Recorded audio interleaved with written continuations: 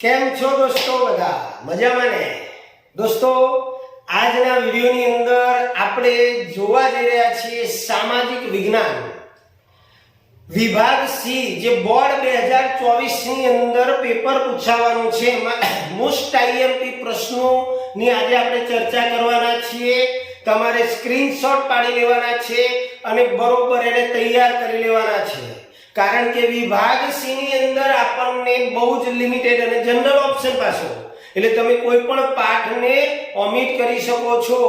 તો શરૂઆત કરીશું મિત્રો. તૈયાર છો ને? તો ફટાફટ તૈયાર થઈ જાઓ.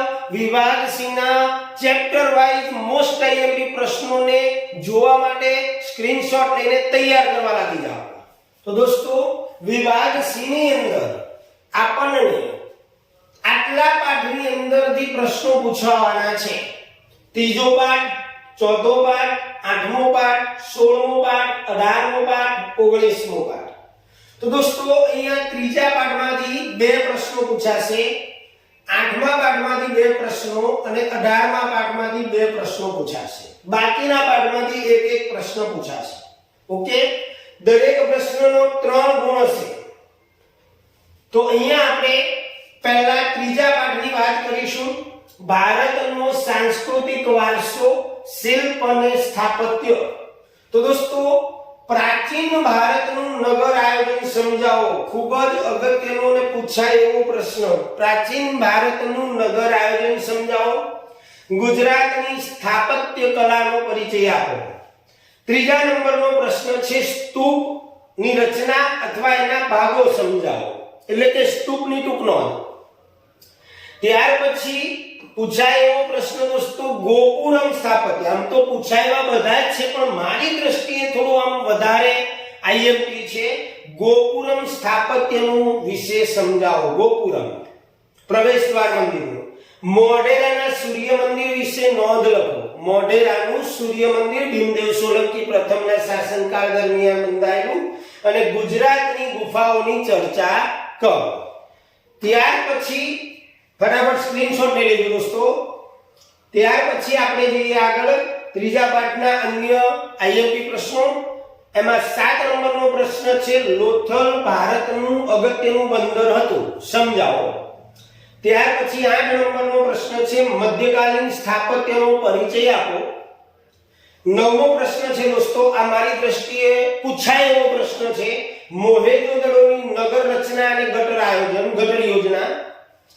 10મો પ્રશ્ન છે શિલ્પ અને સ્થાપત્યની વ્યાખ્યા આપો. 11મો પ્રશ્ન છે ધોળાવીરાની મુખ્ય વિશેષતાઓનું વર્ણન કરો, અથવા તો ટૂંકનો જ પૂછાય ધોળાવીરા વિશે. અને 12 નંબરનો પ્રશ્ન છે સારનાથના સ્તંભ વિશે માહિતી આપો. તો દોસ્તો, આ ત્રીજા પાઠના પ્રશ્નો છે. ફટાફટ સ્ક્રીનશોટ લઈ લેજો. 3 2 1.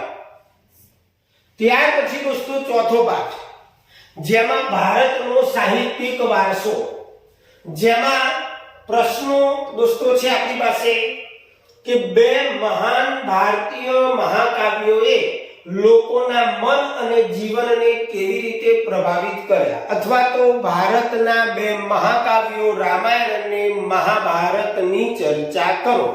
ઓકે? ત્યાર પછી બૌદ્ધ સાહિત્ય ઉપર ટૂંક નોંધ લખો. ત્રીજા નંબરનો પ્રશ્ન છે દોસ્તો અમીર ખુસરોનો પરિચય આપો. ચોથા નંબરનો પ્રશ્ન પણ પૂછાય એવો મારી દ્રષ્ટિએ છે, ભારતના વેદો કેટલા છે અને કયા કયા છે તે સમજાવો. ઋગ્વેદ, અથર્વવેદ, સામવેદ, યજુર્વેદની ટૂંકમાં માહિતી. તમિલ સાહિત્યનું વર્ણન કરો. તો કે અહીંયા 5 પ્રશ્નો તમારી સામે મૂકેલા છે. ફટાફટ સ્ક્રીનશોટ લઈ લેજો મિત્રો. ચાલો હું ખસી જાઉં છું. 3 2 1. ઓકે. ત્યાર પછી ચોથા પાઠના અગત્યના બીજા પ્રશ્નો, જેમાં સાહિત્યના વિદ્વાન એવા મુઘલ સમ્રાટો કયા હતા, અગત્યનો પ્રશ્ન. તેમની રચનાઓ જણાવો. ત્યાર પછી દોસ્તો આ પાઠમાંથી 3 ગુણમાં જે આપણને વિદ્યાપીઠ ભણવાની આવી છે, એમાંથી એક વિદ્યાપીઠ 100% પૂછાય. નાલંદા, તક્ષશિલા અને વલ્લભી વિદ્યાપીઠ તૈયાર કરી લેજો, નહીતર પસ્તાશો. 8મો પ્રશ્ન દોસ્તો બહુ સુપર, આવી રીતે ટ્વિસ્ટ કરીને પણ તમને પ્રશ્ન પૂછે કે ચંદ્રગુપ્ત મૌર્યના ગુરુ ચાણક્ય અને ખુદ ચંદ્રગુપ્ત મૌર્યે અહીં શિક્ષણ લીધું હતું. આ પ્રાચીન ઐતિહાસિક વિદ્યાપીઠનું વિગતે વર્ણન કરો. કૌંસમાં તો મેં લખ્યું છે, પણ તમને કૌંસ આવું નહીં આપેલો હોય તો તમને ખ્યાલ હોવો જોઈએ કે આવી રીતનું ટાઇટલ પણ આવી શકે. અહીંયા તક્ષશિલા વિદ્યાપીઠની વાત કરેલી છે, જે આપણે ઉપર જ આપી, પણ ટાઇટલ તમને આવી રીતે પણ આપી શકે. 9 નંબર, મધ્યકાલીન સાહિત્યનો પરિચય આપો. અને 10મો, ગુજરાતના ગદ્ય પદ્ય પર નોંધ લખો. ગુજરાતી સાહિત્ય જે ગદ્ય પદ્ય સાહિત્ય છે, નરસિંહ મહેતા, મીરાબાઈના પદો, નર્મદ, એનો જે પ્રશ્ન છે, ગુજરાતી ગદ્ય પદ્ય ઉપર નોંધ લખો. ચાલો આગળ જઈએ દોસ્તો. સોરી, સ્ક્રીનશોટ રહી ગયો મિત્રો, ફટાફટ સ્ક્રીનશોટ પાડી લો, જેથી કરીને તમે એને વ્યવસ્થિત તૈયાર કરી શકો અને સમાજની અંદર સારામાં સારા માર્ક્સ લાવી શકો. ચાલો આગળ આગળનો પાઠ. 1 મિનિટ.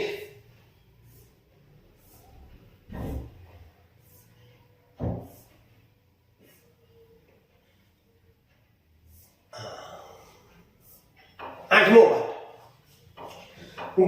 કુદરતી સંસાધન, ચેપ્ટર 8 કુદરતી સંસાધન. તો દોસ્તો એની અંદરથી જમીનની વ્યાખ્યા કરો અને જમીન નિર્માણ સમજાવો. એટલે કે જમીનની વ્યાખ્યા આપો અને જમીનનું નિર્માણ કેવી રીતે થાય છે તે સમજાવો. ત્યાર પછી નવીનીકરણીય અને અનવીનીકરણીય સંસાધન સમજાવો. નવીનીકરણીય અને અનવીનીકરણીય. ત્રીજા નંબરનો પ્રશ્ન છે દોસ્તો, દેશ માટે સંસાધન અને સંરક્ષણનું આયોજન ખૂબ જ જરૂરી છે, કારણ આપો. 4 નંબરનો પ્રશ્ન છે, વિવિધ પ્રકારની જમીનનું વર્ણન કરો. એટલે કે જુદા જુદા પ્રકારની જે કાળી જમીન, રાતી જમીન, એ જમીનને ટૂંકમાં સમજાવવાની છે. ત્યાર પછી સંસાધન એટલે શું, તેના ઉપયોગો જણાવો. ભૂમિ સંરક્ષણ માટેના ઉપાયો જણાવો. જમીન ધોવાણ પૂછાયેલો પ્રશ્ન છે દોસ્તો, જમીન ધોવાણ અટકાવવાના ઉપાયો જણાવો. અને પારિભાષિક શબ્દો સમજાવો. એકલ સંસાધન, વિરલ સંસાધન અને રાષ્ટ્રીય સંસાધન. ઓકે, તો ફટાફટ સ્ક્રીનશોટ પાડી લેજો. ચાલો 3 2 1. ઓકે, ત્યાર પછી આપણે આગળ 16 નંબરના પાઠમાં જઈશું. આર્થિક ઉદારીકરણ અને વૈશ્વિકીકરણ, જેના અગત્યના પ્રશ્નો છે. પહેલો પ્રશ્ન છે, ખાનગીકરણને પ્રોત્સાહિત કરવા માટે કયા પગલાં લેવામાં આવ્યા છે. ત્યાર પછી બીજા નંબરનો પ્રશ્ન છે, WTO વર્લ્ડ ટ્રેડ ઓર્ગેનાઇઝેશન ના ધ્યેય અને કાર્ય શું છે તે જણાવો. ત્રીજા નંબરનો પ્રશ્ન છે, ટકાઉ વિકાસની સંકલ્પના સમજાવો. એટલે બે લીટીની નહીં, ટકાઉ વિકાસ વિશે લખવાનું, કારણ કે 3 ગુણના પ્રશ્નો છે. ભારતીય અર્થતંત્ર ઉપર દોસ્તો પૂછાયેલો પ્રશ્ન છે, ભારતીય અર્થતંત્ર ઉપર વૈશ્વિકીકરણની અસરનું વર્ણન કરો. 5 નંબરનો પ્રશ્ન છે, ખાનગીકરણના લાભ અને ગેરલાભ. બંને પ્રશ્નો અગત્યના છે. આર્થિક ઉદારીકરણ ઉપર નોંધ લખો અથવા તો આર્થિક ઉદારીકરણના લાભ અને ગેરલાભ જણાવો. પર્યાવરણની સુરક્ષા માટેના પગલાં જણાવો. અને 8 નંબરનો પ્રશ્ન છે કે ભારતમાં 1991 ની ઔદ્યોગિક નીતિ દ્વારા આર્થિક સુધારાઓ અમલમાં મૂક્યા, સમજાવો. દોસ્તો ફટાફટ 16મા પાઠના પ્રશ્નો અગત્યના, સ્ક્રીનશોટ પાડી લો. ચાલો આગળ 3 પ્રશ્નો છે બીજા 16મા પાઠના. પર્યાવરણની સુરક્ષા માટેના પગલાં જણાવો. આ તો આવી ગયો, બીજી વાર આવ્યો. અને ઉદારીકરણ, હમણાં જ હું બોલી ગયો, ઉદારીકરણની નોંધ એટલે ઉદારીકરણના લાભ અને ગેરલાભ. ઓકે, જોઈ લો, ફટાફટ સ્ક્રીનશોટ પાડી લેજો. એક પ્રશ્ન ડબલ વાર આવી ગયો છે. ત્યાર પછી 18મો પાઠ છે દોસ્તો, ભાવ વધારો અને ગ્રાહક જાગૃતિ. તો એના અગત્યના પ્રશ્નો છે, દાણચોરી, સંગ્રહખોરી અને કાળા બજારનો અર્થ શું થાય. બીજો પ્રશ્ન છે, પૂછાયેલો પ્રશ્ન છે દોસ્તો, ઉપભોક્તાના શોષણના કારણોનું વર્ણન કરો. એટલે કે ઉપભોક્તાનું શોષણ કઈ કઈ રીતે થાય છે. ઓછું તોલમાં, બરોબર. પછી એના જે 12 મુદ્દાવાળો પ્રશ્ન છે, ખરીદ્યા પછી પૂરતી સેવાઓ આપણને ના આપે, જીવનું જોખમ, એ બધી ચર્ચા કરવાની. તો ઉપભોક્તાના ઉપભોક્તાનું શોષણ થવાના કારણો કીધા છે, કઈ કઈ રીતે થાય એવું. તો ઉપભોક્તાનું શોષણના કારણોની અંદર તમારે મર્યાદિત માહિતી ને બધું આપશે. ત્યાર પછી ભાવ વધારાના કોઈ પણ 4 કારણો જણાવો, કાળો નાણું ને બધું આવશે. મોંઘવારી નિયંત્રણ માટે અહીંયા ભૂલ છે, લીધેલ પગલાઓનું વર્ણન કરો. અહીંયા આવશે તો ગ્રાહકોનું શોષણ કેવી રીતે શોષણ થાય છે, ગ્રાહકોનું શોષણ કેવી રીતે થાય છે અને ગ્રાહકોના અધિકારોનું વર્ણન કરો. બરોબર યાદ રાખજો. ચલો ફટાફટ સ્ક્રીનશોટ લઈ લઈશું. ત્યાર પછી આગળ જઈએ 18મા પાઠના બીજા અગત્યના પ્રશ્નો. ગ્રાહકોની ફરજોનું વર્ણન કરો. ગ્રાહકે ખરીદી કરતી વખતે શી કાળજી રાખવી જોઈએ? ગ્રાહકના રક્ષણ માટે સરકાર દ્વારા કયા પગલાં લેવામાં આવે છે? ભાવ વધારો શું છે? શા માટે તે આર્થિક વિકાસ માટે પૂર્વ શરત છે? ગ્રાહક જાગૃતિ અને ગ્રાહક સુરક્ષા શું છે? ચર્ચા કરો. આવશ્યક ચીજવસ્તુઓ માટેનો ધારો 1955 અને પાસા શું છે? ઉપભોક્તાના શોષણનો તમારો અર્થ શું છે? અને માનવ વિકાસ સામેના પડકારોનું વર્ણન કરો. ઓકે, તો આટલા પ્રશ્નો તમારે તૈયાર કરવાના છે.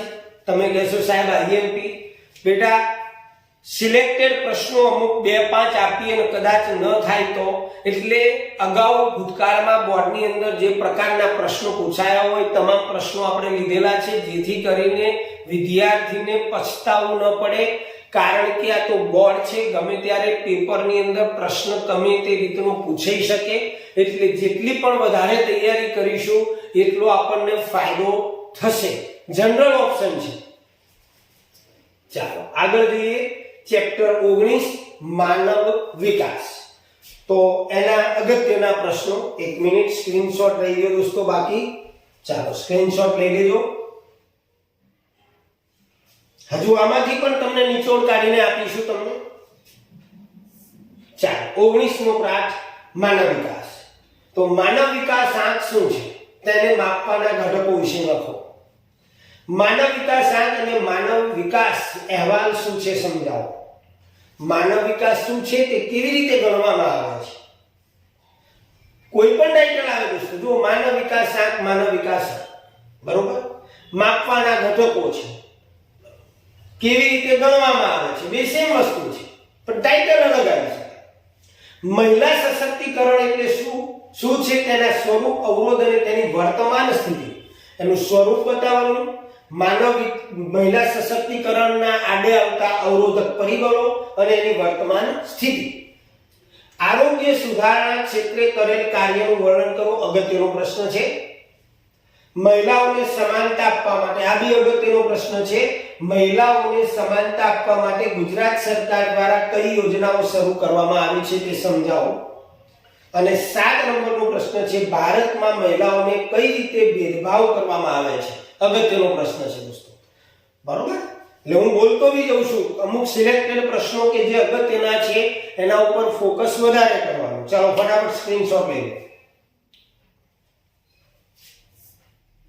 ઓકે, તો અહીંયા દોસ્તો આપણે વિભાગ સી ના પ્રશ્નો જોયા કે વિભાગ સી ની અંદર અગત્યના પ્રશ્નો, કારણ કે આખી નવનીતમાંથી બી આટલા તો પ્રશ્નો કરવા પડે ને. પછી સાવ તમે એક પાઠમાંથી 2-5 પ્રશ્નો કરો તો એ ન ચાલે. એટલે આટલા પ્રશ્નો તો આપણે કરવા જ પડે બેટા. ચાલો હવે પછી નેક્સ્ટ વિડિયોમાં આપણે વિભાગ ડી તરફ જઈશું, જેમાં વિભાગ ડી ની અંદર બહુ સિલેક્ટેડ પાર્ટ અને સિલેક્ટેડ પ્રશ્નો તમને આપીશું. તો જોવાનું ચૂકતા નહીં એ વિડિયો પણ દોસ્તો. અહીંયા આપણે રાખીશું દોસ્તો. મળીશું નેક્સ્ટ વિડિયોમાં. ત્યાં સુધી આવજો. જય સ્વામિનારાયણ.